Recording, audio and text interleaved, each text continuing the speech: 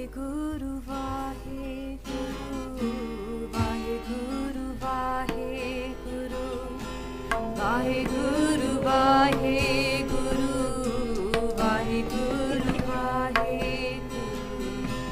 Vaheguru, Vaheguru. Okay, one other thing, yeah? You know, like I said to you previously, religious people are always taking offence. You know? Now, one of the reasons that people take offence is they're a bit sort of, they're a bit touchy. They don't like to be, get into debates and stuff, yeah? Maharaj is encouraging debate all the time. Firstly, you know when it says at the end of, in the Gurudwara, you've heard these words, yeah? Who's heard that? Yeah. Cool, alright. It says these three things in Guru Granth Sahib Ji. You know when it says thali, thal, it means the Guru Granth Sahib Ji. Because it comes right at the end of Guru Granth Sahib Ji. So we've got 1430 angs, and right at the very end, Guru Sahib says, in this thali, I put three things. Sat, Santokh, and Vichar. Truth, contentment, and then contemplation, thinking, talking. And Vichar karna, what we're doing now, Vichar. Maharaj said this is what Sikhi is about, these three things. That we should be experiencing the truth, we should be getting contentment from that truth, so we don't get full of desires, because we've got the ultimate desire here. It's like asking somebody who's already stoned, do you want to get high? So it's like, no, I'm alright, man. Contentment. Yeah? The thing that you really need is God. And when you get that experience, you don't need anything else. And then the last one is vichar, to think. So Sikh is a thinking person's religion. It's not dumb faith, and it's not just blind faith. It's about vichar karna. So one of the problems that happen in our Gurudwara now is that we haven't got vichar going on. There's no Q&A. It's like going to school and having assembly all day long. Yeah? And you can't even speak to the teacher afterwards. Yeah? So we need to encourage vichar back in here. So if you guys got any questions, by the way, just you can stop me in my flow, don't mind. We can talk that question. If it's a long question, I was asked to put it at the end, but if it's a quick one, you can just put your hand up and we'll go with it.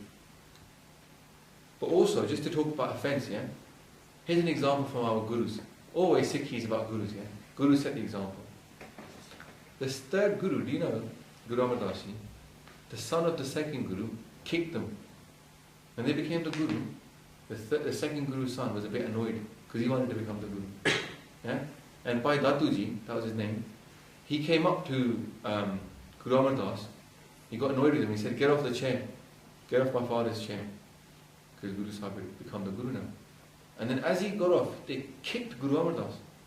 You believe that? Our guru, the guru of all the Sikhs who we worship, he was kicked by a Sikh. Or just not that time, he wasn't a Sikh, but what did Guru Amar Das Ji do? What would the Sikhs nowadays do? But alright, create him, just chop his head off. What did Guru Amar Das Ji do? You know what they said in humility? They said, my bones are very old. I'm very old now. So my bones are like very hard. They must have hurt your foot. And they start rubbing his feet. So much humility, you know? Guru Sahib had. They said, no, like the same thing, sticks and stones, they break my bones. Maharaj didn't get criticised. Maharaj didn't feel that they would be hurt by this person's words. They haven't got that insecurity complex. They're secure in who they are.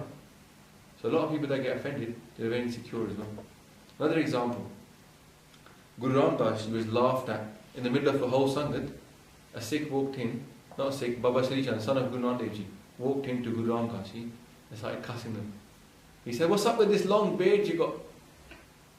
Why you got this long beard? It's a bit silly. Guru Ram Das Ji had a long beard, very famous for having a long beard. You know what Guru Ram Das Ji did? Beautiful story. They bent down and they said, it's to clean the feet of holy saints like you. And they started to rub the feet of Baba Sri Chand. Baba Sri Chand was so embarrassed. He realized, because in Bani it says, the person who's the lowest is the highest. Those who think they're the highest, they got nothing. Humility, innit? When you go to Harmandir Sahib, the Golden Temple, when you walk into the Golden Temple, you walk down. Have you noticed that? Most temples you walk up, yeah? Walk up the steps to the Temple of God. Here, you go down. Humility is the first step.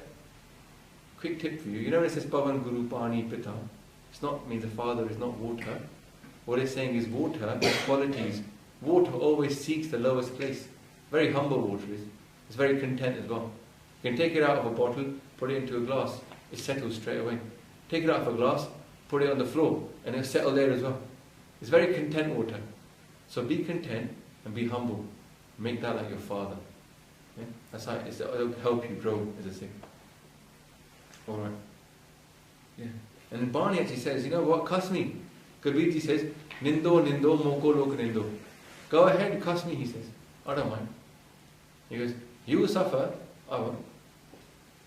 So taking offence is a bit too much nowadays. We don't understand this. We should say to people, go ahead, don't disagree, go ahead, I don't mind. I won't change. You don't need to paint yourself as somebody who's negative.